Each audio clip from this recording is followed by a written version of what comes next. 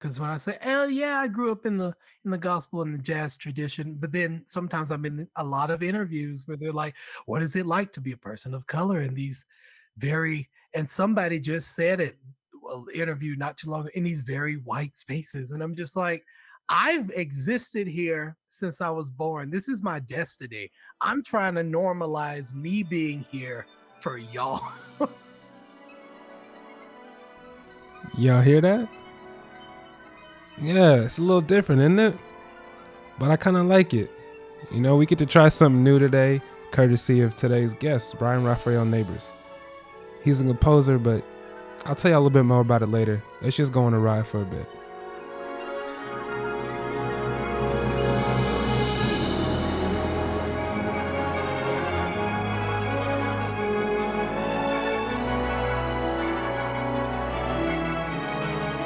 So Brian is a composer of contemporary concert music based out of Alabama. And man, this conversation is so dope. We got the chance to work together about a year and a half ago, and he's actually got me interested in the whole realm of classical and concert style music. And so we talk about the little variations of, linguistics and the history of the music. We talk about him being a black composer, one of the very few, and what that upbringing was like for him. Brian is such an animated and welcoming and warm person. It's gonna and I'm sure by the end of this conversation you're gonna love some of the music too. So, and shout out to Brian for just sending the music over and giving you guys a taste of what it sounds like. So for those who are joining on video, thank you very much. I appreciate the support for the growth.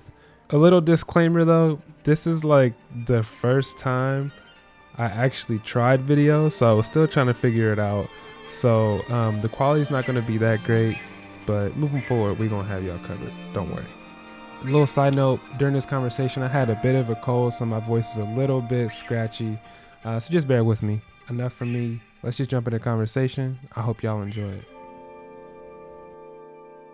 Yo. What's up? Hello. What's up, Brian? How you doing? I'm all right. I'm hanging in there.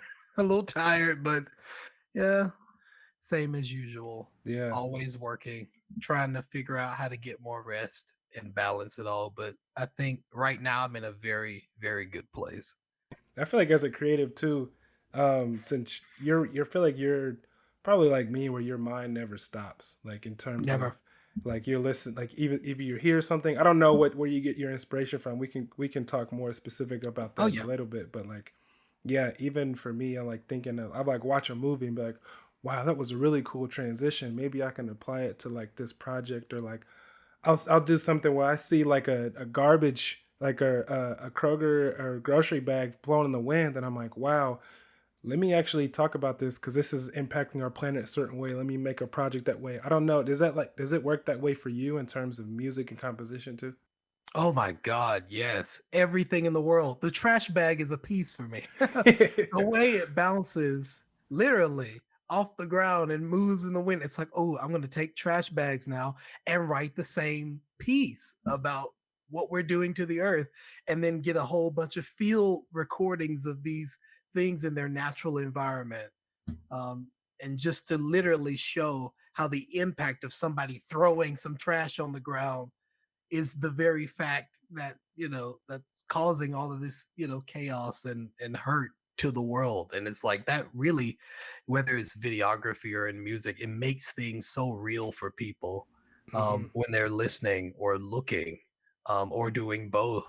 And it really centers them on just the message that, we as creatives are trying to get out there. We try to make it real for the person so that they can change their actions for the better, hopefully, or just be inspired to do better or be better or think better. But everything from planes flying, over, where I live, to just taking the time out to go into like an area with nothing but streams and fish and giant cranes flying down. I'm like, okay, cool. And then being able to come back and even write, something about the dichotomy of these two different worlds. I actually wrote an orchestral piece about that.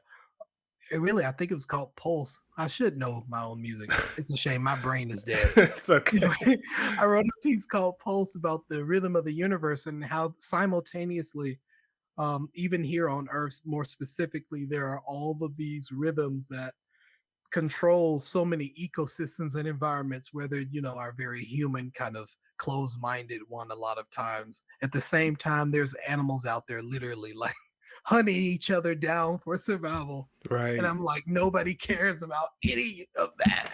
And I'm looking up at the stars like, oh my God, we're so small. Look at all these galaxies. Look at, oh my God, the billions of stars within each one of those. And I'm like, Seriously. oh my God, what if we're being controlled by some type 5 and 6 civilization? Oh my God. So I watch space documentaries every night.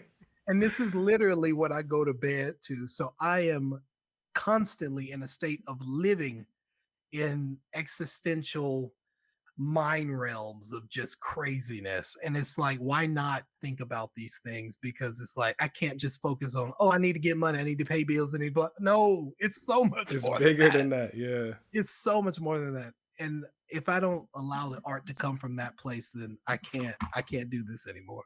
Anyway. Do you do you get to like? I think that's interesting that you watch a lot of like space documentaries. Do you then get to? Because are you in Alabama? Where? I am. Okay. I am. So do you get a chance to actually see the stars afterwards too? Like, do you get to go outside, or are you more kind of in a condensed, light polluted like area? Definitely. I grew up in the suburbs. And so after I tried to go to Australia for a Fulbright, and I got there, and then, Okay. COVID happened. Mm. And so I had to move back home. And so I You were am already back here. there. I am here in my Okay. childhood bedroom. Ain't no shame in my game. And Ain't so no- I got a teaching job, getting used to looking my parents in the face and being 30 was not fun after living in Cincinnati for like almost 7.5 years, by myself. But it's cool. I'm applying full-time positions. I'm hoping to get out of here soon. right. Saving up a whole bunch of money. Ain't no shame. Oh yeah. Uh, but I've always lived, well, we've always been in this area all my life where it's kind of both worlds. We're right on the edge of the city limits of Birmingham, where you can drive literally 5 minutes down the road one direction and then go to a creek. And like I said, see all these cranes and these fish and everything, and literally drive the other direction, and civilization, so called, takes its toll. And you see all these businesses and gas and cars and all this, the city, if it will. But yeah, it's a mixture of both. So I was always able to go outside, look up, and be in nature, regardless. And then if we had to go somewhere, we just had to go somewhere in the pollution. But I always got to come home to nature. So at night, it's not a lot of light around here, so you can look up and see the stars. Yeah. Just went to Traverse City for the weekend, and there's like it's so close to the water. That's like nature central too. Like they have like a Wonderful. small town, but there's not a ton. Like it's you're there to kind of get away and be out in nature. Like they got sand dunes and stuff like that. But at Mhm. nighttime, we went to like a beachy area where there's absolutely no light. The only light is the light you produce, and I had never seen it so clear before. And like you're talking about the millions upon millions upon millions upon stars. I actually got to see the Milky Way. You can see it Absolutely. there, and it's like it changes your whole perspective about everything. It's like, dude, this stuff is always here, and we're all worried about our little things here, but there's such a Exactly. big universe that's literally here, and it's so much else going on. So it's just like Indeed. it changes your perspective for sure. Uh, Absolutely. yeah. Whenever I look up, oh Jesus, I can't always see the Milky Way from where I am, but I think the first time I actually got a glimpse of, that famous picture where you see the globs of gases and all the, I think I was in Massachusetts, maybe just about 2 months ago, and that was literally the first time it was dark enough for me to see absolutely everything. I was like, "Oh my God, there it is!"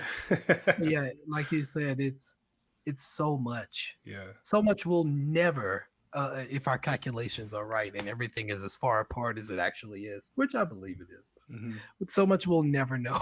I feel like it'll be revealed to us after we die. So yeah, I want to go back to Alabama a little bit. You got your family there, and you grew up there. Was your family always like musical, or how did you like? What was it like growing up in Alabama? You told us a little bit, but yeah. Indeed, indeed. My mom is a church musician. She's been on the organ since she was about 13 years old. And my father and my mother, both of their families, they went to the same church. And so they grew up knowing each other, seeing each other. My father he is still a visual artist and did a lot of writing and painting and a whole bunch of those things. He became a preacher. Um, and ended up getting the call and serving a full time as a pastor. Eventually, gave up, the mechanical shipping job that he had just down the street because there's a lot of plants and stuff like down the road. And eventually just did full time pastoring. But then I was used to my mom growing up. She's also a registered nurse, but I'm used to her being on the organ every Sunday when we go to church. So um, she was pregnant with me, still playing the organ. So I like to tell people I've been a musician since I was in the womb. But after I actually was born and got here, my life was very musical growing up because of that, gospel environment. Other than that, my mom tried to keep us very cultured. She took us to my sister and I, that is, to different plays, Broadway performances when they would visit town. I got to see Lion King. I saw, other little fun stuff. Disney on Ice as a child. Nice. You go and get like your little lightsaber stuff. Um, just stuff like that.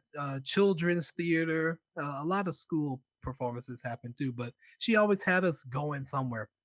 So I heard all these sounds all the time in my head. And so I used to just run around outside and just make up little songs like it was the soundtrack of my life while I was looking up at the stars of the sunset. And I didn't know why I got little tingles. And it seems kind of lame now, but then I understand completely spiritually, where that comes from now. And so it was very much like that. And so just after that, I took to piano very quickly, and that was the first thing I ever touched as far as a musical instrument.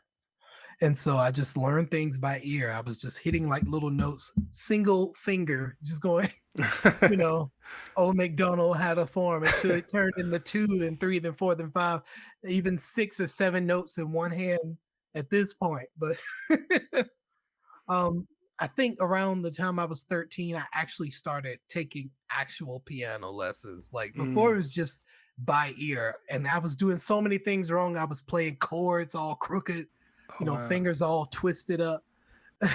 My teachers were very strict on me to to correct all that stuff. And so while I was learning some of these concepts, I started to stumble into writing my own stuff. And it started out me just making up songs here and there. But then after that, I tried to write them down with a pencil or a pen on like the little scratch notebook paper, blank staff paper in the back of my little method book that came with my piano lessons. And I quickly discovered that the theory behind that was totally wrong. I had notes all in the wrong positions, just stuff that you wouldn't be able to read, but I could read it.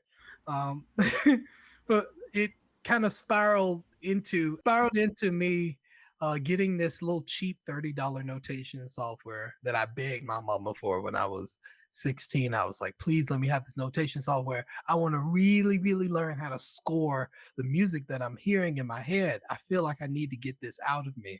And so she's like, okay, fine. So she gave me her credit card and went and I got the software. It was horrible. Like I was clicking one note at a time because I didn't know anything about MIDI keyboards or how to hook up any of that stuff. So I wrote everything from orchestral pieces to choir pieces to everything you can think of, little piano works. And it ended up being a giant portfolio of stuff before I even had the theory or the know-how, because I was just teaching myself as I went, combined with the lessons I was taking at the local conservatory. And then when I was 16, I had a battle because I was like, I don't know if I want to be an architect or a composer because I draw like my father and I like designing. And I was going to this architecture firm every Saturday downtown Birmingham. We were building light fixtures and everything. So I was doing that. I was in the Math Honor Society of School, very nerdy sort of calculatory thing. And so I just stopped going on Saturdays. I was just like, Daddy, I don't want to do this anymore. So he just stopped taking me. I don't even think I told the firm that I wasn't coming anymore because I knew that I had to be in a mood to do some math problems on a Saturday morning to figure out how a light fixture works or how to measure this stuff out. But if it was music, you could wake me up 3 o'clock a.m. and I could just write and just produce something I was proud of, no matter how long it took me to shelve it out. And I knew then that it's like the Lord whispered to me, the creator said, "You're a composer, just go for it. Trust me on this. You're a composer." And I was like, you know what? I am a composer. I can't run from this anymore. And so I just didn't. And I declared, my major composition, and I've been going ever since. And it has not failed me. And that's how I knew that my destiny kind of chose me. I'm very fortunate because a lot of people, they have to go through life in a different way to figure out exactly what their path is, which isn't a bad situation because we all got our struggles, no matter if you get them early in life or in the middle or much later. But we all kind of end up in the same place. But we tend to screw things up when we just really want to do things our way. But I was very lucky that he gave me an assignment immediately from the jump that was like, look, you're supposed to write music. Nobody who looks like you, who's from where you're from, is seeking to write music for the stage like you. And I didn't know none of that at the time. I just knew I needed to write music. All that stuff kind of came later. But long story short, college, grad school, beginning of a professional career, here I am, still writing. I think that's interesting. So, I guess one thing I want to know, like, did you know that, like, did you have an idea that classical? Because do you call yourself a classical composer? Like, what is your kind of genre that you feel you fit into? Oh, this is a whole dissertation, man. Because I'll say this quickly. In our field right now, we're having struggles because there are so many like cross-pollination of styles happening in the concert hall that we're even rethinking what in the world is classical music. Is it just like this European construct that all that music was just brought over here? What about the American classical music? And now we're starting to think, well, why don't we just call it, contemporary concert music? Because that's really what it is. I like that term better, but like it too. I guess, yeah, absolutely. Because it's more inviting, right? It gets people in the door who feel otherwise excluded. Like, I don't have a place here, no matter who you are in your background. It feels more inviting because more people are writing that way, which I'll probably tell you about in a minute. But in terms of like a general sort of aesthetic to get, I guess, the more astute crowd interested in what I do, I usually say, yeah, you can call me, contemporary classical or whatever, but I've started refuting all of it. I'm just like, nah, I'm just a concert composer. I write music for orchestras and the stage and people who have been trained what we call classically. So I guess you can call me that if you want to. But Okay. it's so interesting. I like that actually. I'm gonna switch it up. Contemporary concert, because I think classical holds it back so much. Like it's more, it grasps onto the traditional aspect of it, and I think from what I've heard, from what you compose and put together, it is very much anti everything that kind of you would anticipate if you were to listen to quote unquote classical music. And so that makes me happy. Yeah, so I think that you have like the foundations.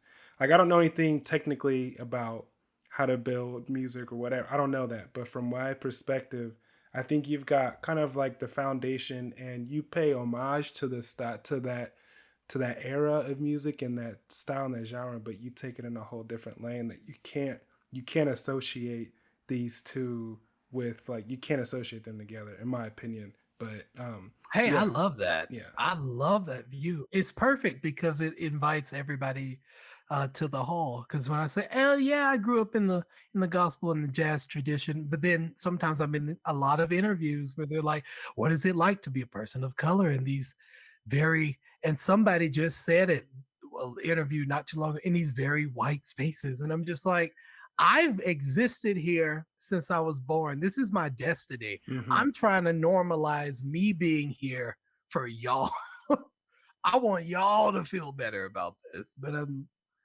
But I love that view because it opens up the door for everybody to feel welcome so that when you want to come and you want to experience music in this vein, that it's not so weird or foreign. Nobody's looking at you strange. Just like you got the representation, but sometimes it's hard because you don't want to be the representation all the time. It's like maybe I want to write the fairy unicorn piece. Maybe I don't want to write the thing based off of the trauma and the history and the blah blah blah. I will because it's very much a part of me, but I'll write it from my point of view. I think if we all let our little light shine respectively as creatives, it'll all just kind of mesh together. But of course, we got to do our work. You talked about that pressure. I talk about this a lot too as an Yeah. artist myself. Like when you are like a black artist, people want you to make black art. But even though all art that we make is black art, they Yeah. want it to be about the struggle and the traumatic experiences. And but and that stuff is very much a part of the makeup of who we are. So it's going to come out naturally. But also, I think Indeed. it's equally as important, if not to show the versatility that we offer. I think what you're doing is great. I think if we want to do something where there's like black video game designers or whatever you want to call it, that's Indeed. equally as allowed. And I think that I push that type of work even more. We should have more freedom to do stuff like that so that we can paint a fuller picture of who we are. Because if we just keep Absolutely. talking about the trauma and whatnot, people are going to listen and hear us, but they're only going to think that we care about that part of our existence, which is Yeah. very important, but there's more to it than that. So, Indeed. It's like you see folks only through the trauma lens, and it's like you can't escape it. And a lot of times folks will ask even me, and I'm sure you might have gotten this too, just about your art. And it's like, is it going to be jazzy or is it going to be this or is it, I mean, I'm like, yes, because of my cultural upbringing. right. But as far as like determining what blackness is, well, like you said, I'm like, it's black because I'm writing it. Mm-hmm. Like totally, if it sounds something even totally foreign to you, like it's still black because I'm right. That's another extension of blackness. And you can still attach black to it because it's literally who we are. Like I grew up literally a child of the South. My parents were like literal people who had to follow Jim Crow laws as children. And they tell me these stories about places that they could and could not go and all this stuff. So all that's buried within me. The not total resentment, but the history and the importance of that is buried within me. And sometimes it makes me sad when you go to certain environments and they're like, oh, you can't be totally black, you speak too well, you can't be totally black because you don't have the same swag or the same this or the same that. I'm like, look, I got my own swag. And Right. it's on this contemporary classical music concert hall. So if you come in the hall, guess what, you may hear a piece that I wrote that has the orchestra turned into an HBCU marching band. Don't play with me. Like seriously, I'm writing a concerto for orchestra. That was one of my big projects, and it's just like I'm pulling aspects of how I grew up and the worlds I was in into the concert hall so that we can normalize us being there and normalize just the diversity. And I hate that word all the time in some circles, but it's the truth. The diversity of just not only people in general, but who we are as one people. It's an incredible thing where you can start to see yourself everywhere. And I think I reached a point not too long ago where I was like, okay, why not me? I can see myself absolutely anywhere. And I can take this orchestra and I have an even better advantage because I have so much other stuff that has influenced me as a person that I can add to this. And there is a buffer, a relationship that the people who have never heard anything like that sonically can see, because they see the orchestra on stage. They're used to seeing an orchestra. They're used to hearing new music, but to have grooves and rhythms and the life that Black culture brings, to include that in such an interesting way, such a developed and, well, it's already developed, but such a, I guess, how can I say, uh, I don't know really how to describe it in terms of classical music. Definitely a more, um, I guess, a different lens. I would just say different. It's just different because we don't need anything to validate us. It's just different. Right. I think you're right. And I always think, I think there's something I had a lot too, is like, I feel like, Black people have probably lived like 2 or 3, 4 times the lives that, let's just say, like the majority white folks have lived, because of all the cultural influences that we pull in. Like we have the there's this like TikTok meme, like there's a conversation that people say white people have no culture. And so there's a TikTok meme where white people are like, they like try to prove that they have culture. So they'll show Yes. like somebody in like a polo shirt and then like some Crocs and like something goofy. Oh, okay.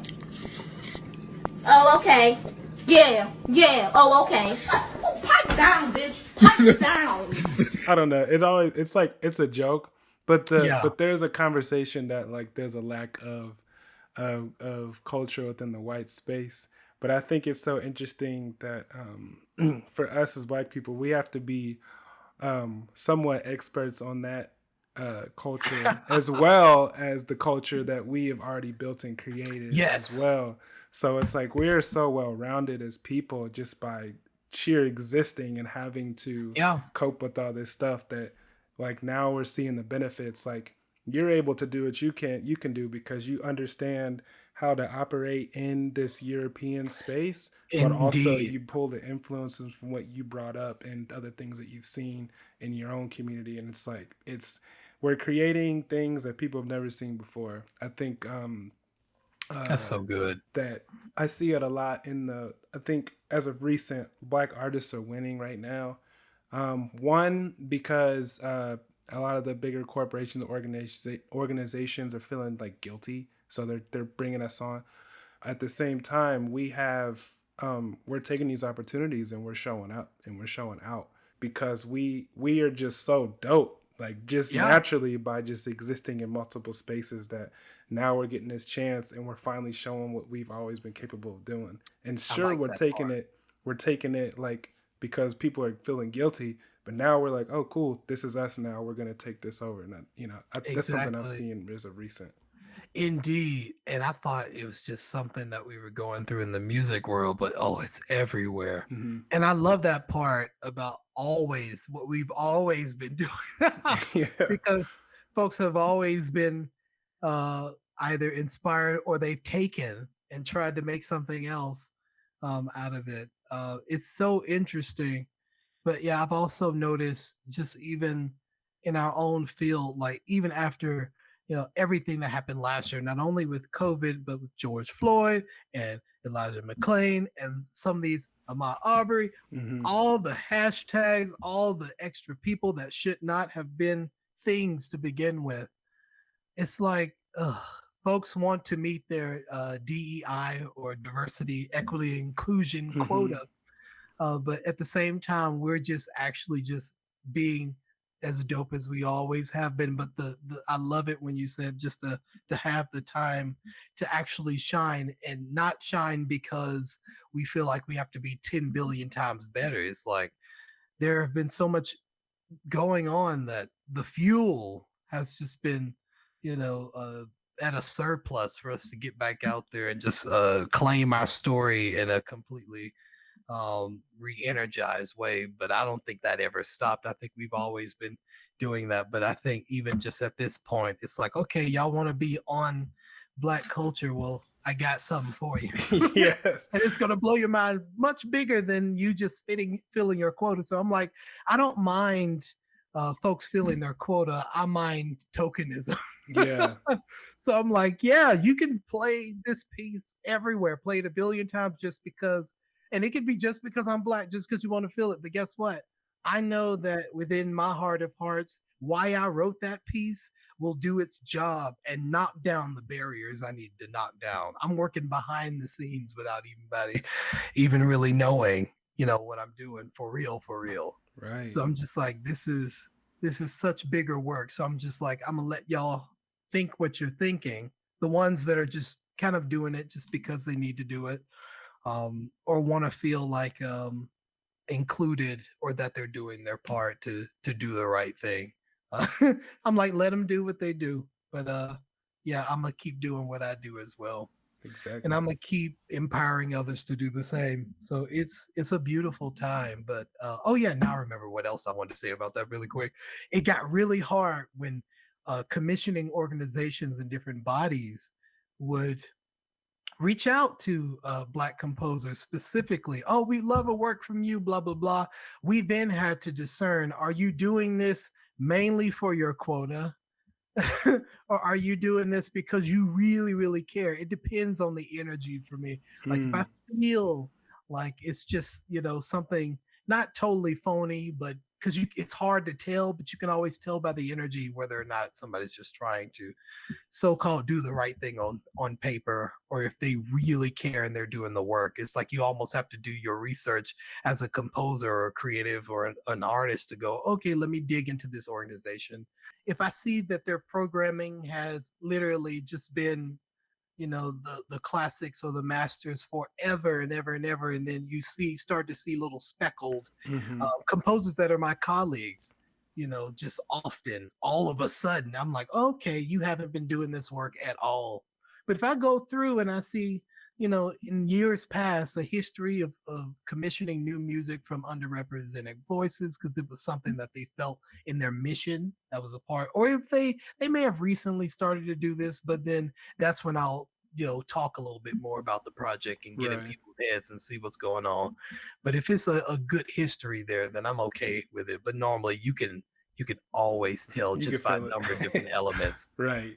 Yeah. Like, wait, y'all, I'm the first Black person y'all ever brought, or Exactly. or not. Y'all haven't even. You're the good Black person. Yeah, exactly. Y'all ain't even brought no women on. Exactly. Nothing. No women. Yeah.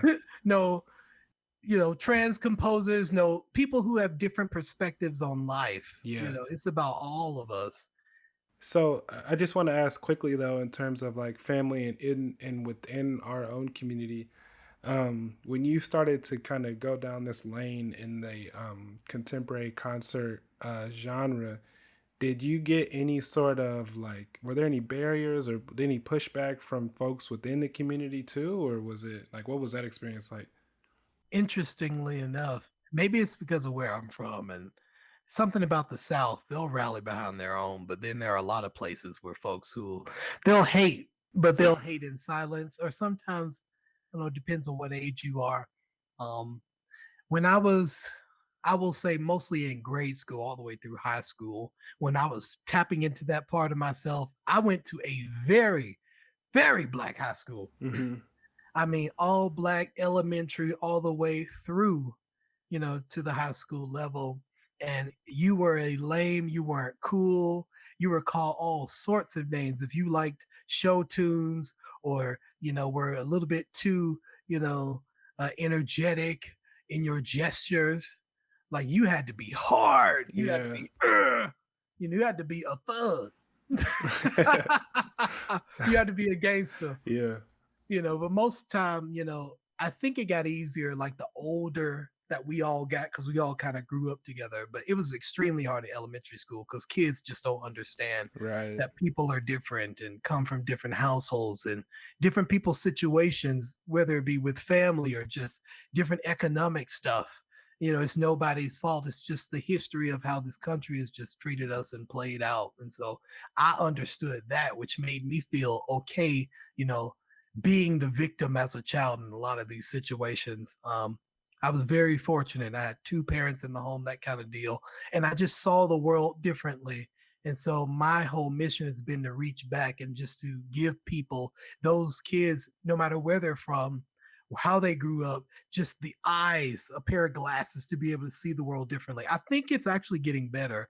This is a sidebar, just for the kids coming up now, no matter where they come from, because of media and the ability to see a whole bunch of different perspectives all the time in music and in fashion and television and shows and all this other stuff. But for me, it was a little rough until I got into high school. Maybe about junior, senior year, folks were like about to go to college, and folks had matured a little bit. Yeah.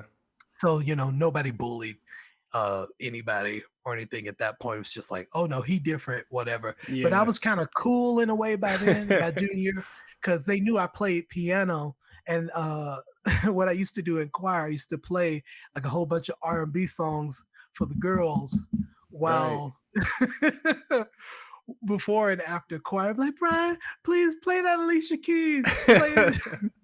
Play the song that just came out, whatever it was at the time, Yeah.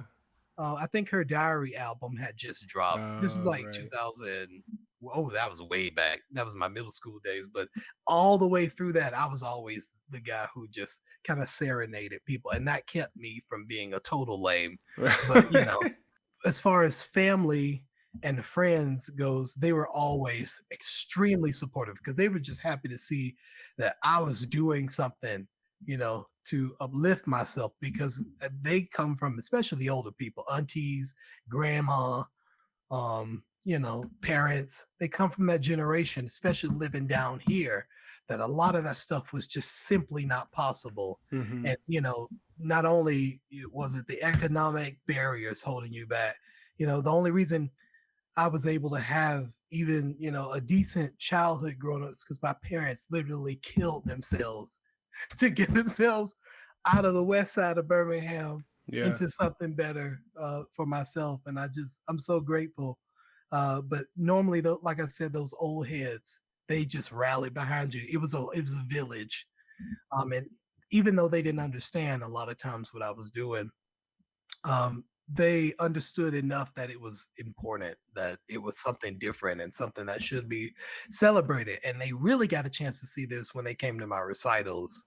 And then when I started, going and doing things with orchestras and letting them hear recordings, it's like, oh my God, you wrote that kind of thing. Right. And now my parents, the most proud moment I've had up until this point is having them be able to come and see what I do for a living, so to speak.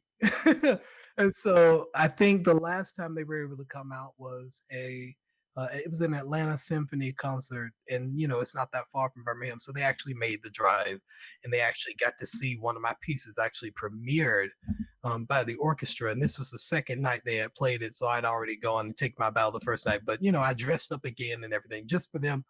So, piece finishes, I run on stage, and they got to see, basically how the composer bows in front of all these thousands of people. And they're like, oh my God. And I can imagine what my parents were thinking, having gone through the trajectory of all of what they've experienced, to see something that they created on stage, doing something in an environment that they would have never been, one, welcome in, or two, even felt welcome in. Mm-hmm. It's crazy. But yeah. That's so important, because actually I say this all the time, like that was a proud moment for them, because you were able to do that because of what they set up and like before you. Yeah. And so I always say, like, I think the work that we're doing, the reason that there's so much weight to it is because it's generational. That's right. So, you're doing things for not just Brian Raphael Nabors, but for your parents and even their parents who set up situation for them to be in a situation to set you up. And you're also doing the work for the next generation, opening doors to show them what is possible, and giving them opportunities to see a different perspective and a different occupation, showing them that they can impact the world in a different way so that they can then teach the next generation.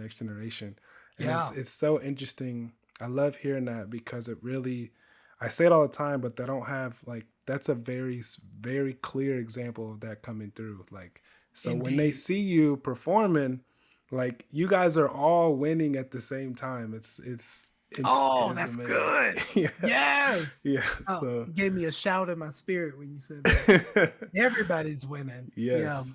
All the way back on the slave ships. We still, oh gosh, Right. we can go all the way back. All the way. Yeah. So Like Maya Angelou said, I come as one, but I stand as 10,000. Oh, I didn't know what she meant until I got to experience that moment. I was like, oh my God. Yep. This is like everything has led up to this, we dig, and we can only dig so far back, but this is for like the 70 something percent of African in me. This is for my folks back in the Congo, my folks back in Senegal. Yeah, it's for those folks. We didn't really get to talk about your actual composing, because I actually am very curious about you can cut some stuff out, what it takes to actually put this stuff together. Like what do you do? I wish I had my around here. I know you're probably not going to show. Oh, I do. I can show you, but Sorry, audio listeners. I know y'all can't see, but we'll describe it as best as we can. Maybe it's incentive to watch the videos next time. Anyway. I have a sketchbook that I literally put everything in. Sometimes it comes out as notes. So I don't know if you can see some of this stuff. I see. Basically, it looks like a foreign language to me. Exactly. I was going to say that. This is getting out of hand. Yeah. Okay. This is for one movement. Is that all hand drawn, or is that all, or like, is the notebook itself have the lines where you can kind of Okay. It is a full-fledged notebook with about 8 staves or nine staves in there that you can just write everything. And sometimes it comes out in paragraph form. Sometimes it comes out as a melody. I could be in the shower, literally, and I hear something and I've jumped out soaking wet, running, dripping with the pencil in my hand, trying to get it down, because sometimes the spirit will tease you. It'd be like, if you don't get this down, I don't know if I can give it back to you. You better figure something out. It may come back in your subconscious even, but it's usually comes out in like a language that only I can decipher. But it comes from just the experience of being out in the world, like we were talking about earlier. Or sometimes something will just hit me, or I may see, some random thing happen, like a leaf fall off a tree or a trash bag. Yeah. My friend gave me this book, and it has my face on it. He said, Dr. Nabors. I was like, whoa. And it says, show them who you are. And we were thinking about Black Panther at the time. And so there was that fight scene. I think we was fighting old dude from the tribe. Oh yeah, I know you. Big scene. He's like, show them who you are. Yes. Or maybe it was when he was fighting Killmonger. Anyway, the Queen, played by Angela Bassett, she was screaming at the time. But every time we think about that, my good friend Alan Lawson, we laugh because we came up with a whole parody that I can't share on air. But it's really fun and encouraging to think about that. My father, it makes me think of also the connection there, because he always has something he tells me. It's like, well, why not you? Why not you win a Pulitzer Prize? Why not you win, everything, And so that has been a driving force for me as I create this music. But of course, if I had to get into the nitty gritty technical side, it'd take like 24 hours. It's so much, but basically, I get it. All the influences, the riffs, the runs, the pulse, the drum patterns, the rhythm. Sometimes I'll give you an even really cool example. I wrote a piece for flute, clarinet, and cello, and the third movement of this kind of 7 dance suite is called Hip Hop Jam. And basically I was thinking of like hip hop or rap from the crunk era, which is, I guess, we're about the same age, around our time of teenage years, where you had 3 6 Mafia, where you had Lil Jon and the East Side Boys, you had T.I., all these like Atlanta-based Southern folks, and it was like the sound of the day, that mid to late kind of 2000 sound.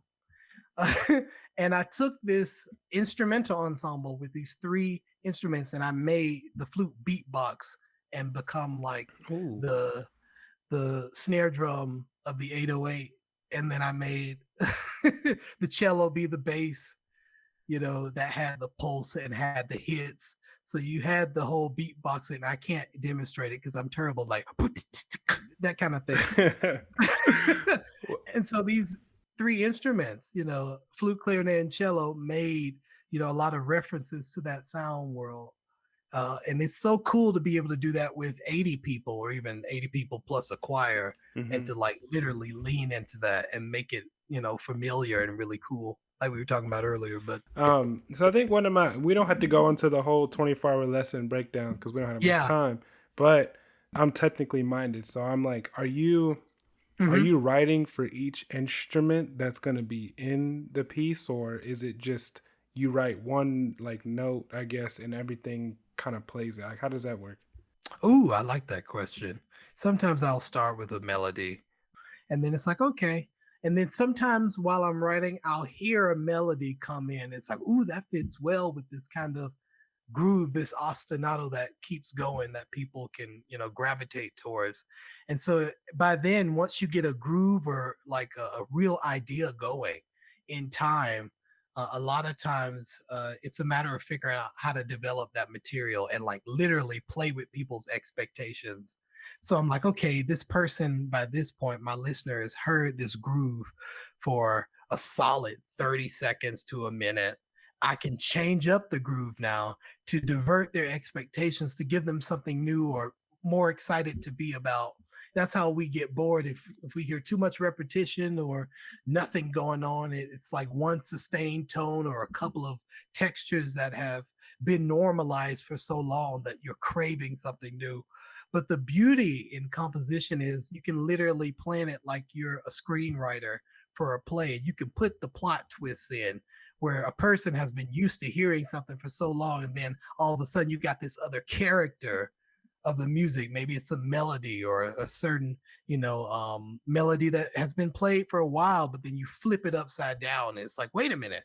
They'll hear it in a different way, but they'll feel the same emotion. They'll feel the same energy, but they won't know why unless they're like a serious academic who's looking at the score and all that. But it's literally like playing with people's emotions. It sounds horrible. No, it's good. But it's about manipulating sound. I can see that being really fun too, just for the musicians as well, because they're probably used to playing a certain way. Then they hear it, they're like, "Oh, this is a little bit more of a challenge, and it's going to be something I never heard before."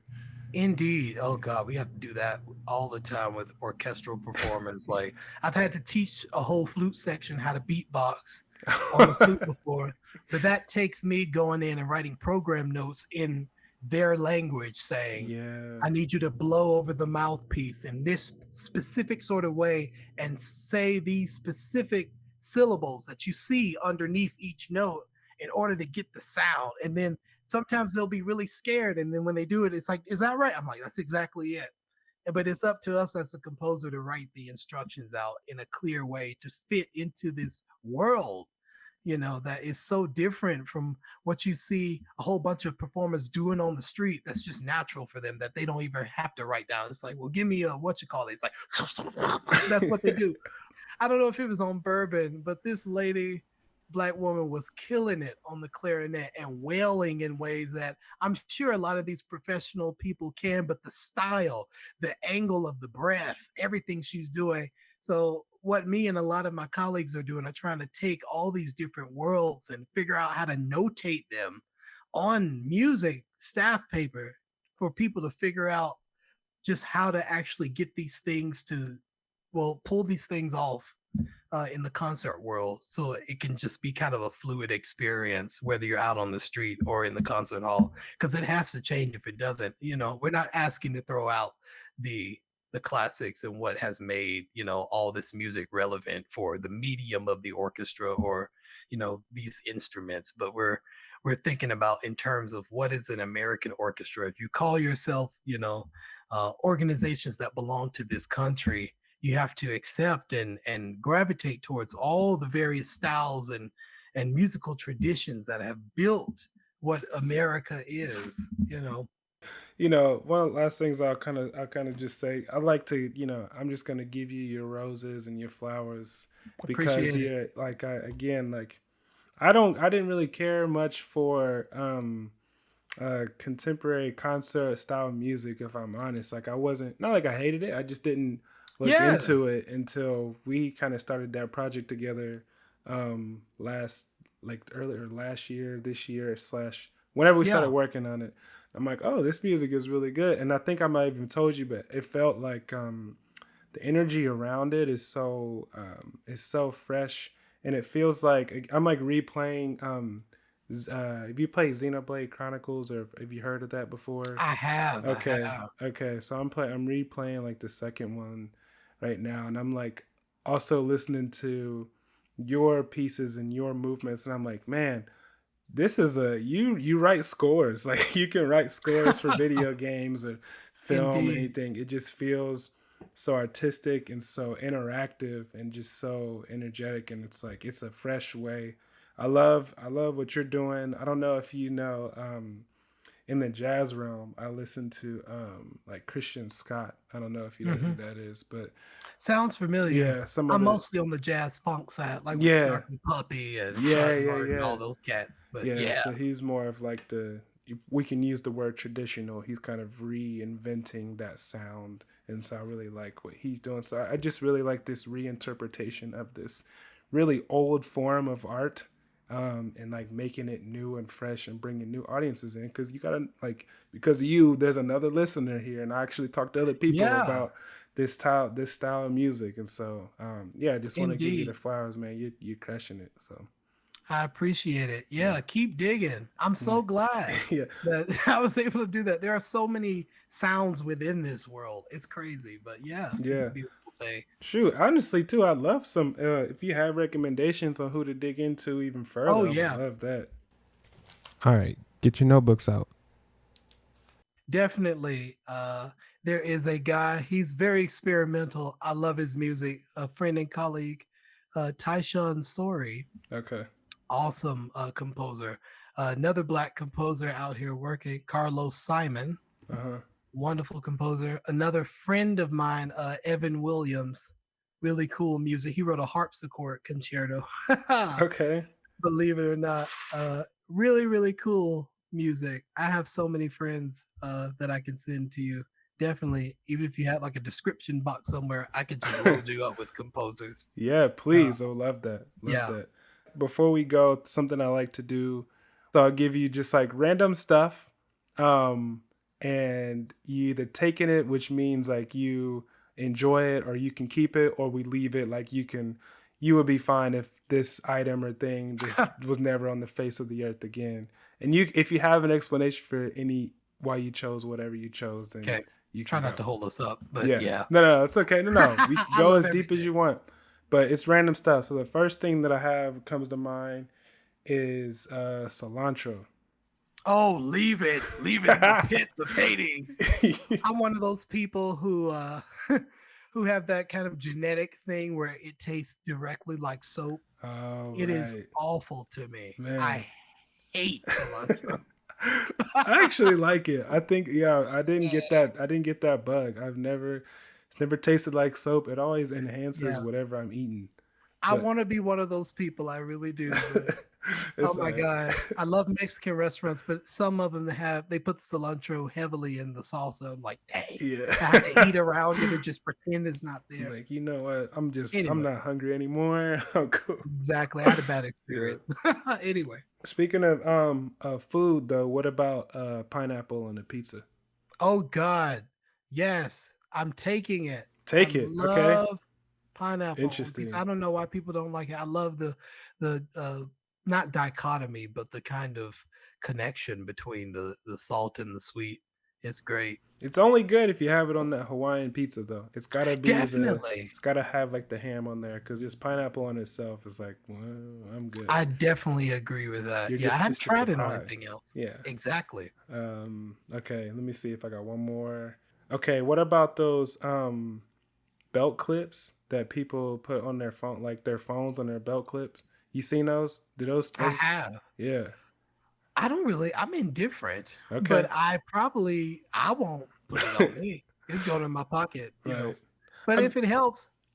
Yeah. I understand like the phones are just getting massive now. So like some people can't even fit them in their pockets no more. That's true. Especially women. I know women, because they have smaller anyway. Like there's nothing they can do. But I do think the belt clip, it's just a little outdated. Just like stop. Just hang on to it. Or like, I mean, you know, fanny packs are cool now. So just put those on and put it in one of their, I don't know. Hey, cool. I mean, hey, y'all into that kind of, I ain't gonna put it on. You do what you do. No shade to anybody who likes fanny packs. Yeah, just get you a nice case. They have the little wallets that protect the screen if you want to put it in a pocket, but it's whatever. Yeah. I'm indifferent. Fair enough. All right. One more thing. I wanted to hear from you. In the work and the things that you're doing, what is it that you kind of want to communicate to folks, just in general? That we are one. It's so cliche, but to immediately love each other more because of how different we are, and because of just how amazing it is that all of us in our various respective lives and cultures can coexist, and that it's actually possible to do all of that. To love, I don't want to say in spite of, but because of. That's it. Yeah, that's right on, man. I couldn't agree anymore, man. I appreciate it. Well, again, Brian, appreciate your time. Thank you so much. Absolutely, dude. Okay, so are y'all fans yet? Nah, for real. Shout out to Brian, man. Thank you for just being so generous with your time and just being so passionate about the work that you're doing, the strides that you're making for the community, man. This is huge. And man, appreciate you just being willing to share the music with us. I know y'all liked it. So if y'all want to hear some more, just go to his website. I got links to all of his stuff, all the places you can find him in the description. Go find it, be fans, go to a show, support. Thank y'all for supporting this podcast, man. I really appreciate it. If you shared, if you listened to an episode, if you watched a video, anything, man, all the support is so good. Continue to share with folks, man. We need people to hear this. And if you have suggestions or anything, just feel free to reach out and find me on email at whatsupasa@gmail.com, or find me on Instagram at timspod, TIMSPOD, just to let me know what y'all think about the show, suggestions, anything. I'm still looking for an editor. I'm telling y'all, we got a lot of stuff coming down the pipeline. So if you got any suggestions for folks, hit me up on those same channels. But that's all I got for y'all right now. I appreciate each and every one of y'all. Y'all are so great, fantastic. So before I go, I gotta tell you, none of us have any idea what we're doing. We just become better actors. And with that, I pray that y'all stay safe. Peace.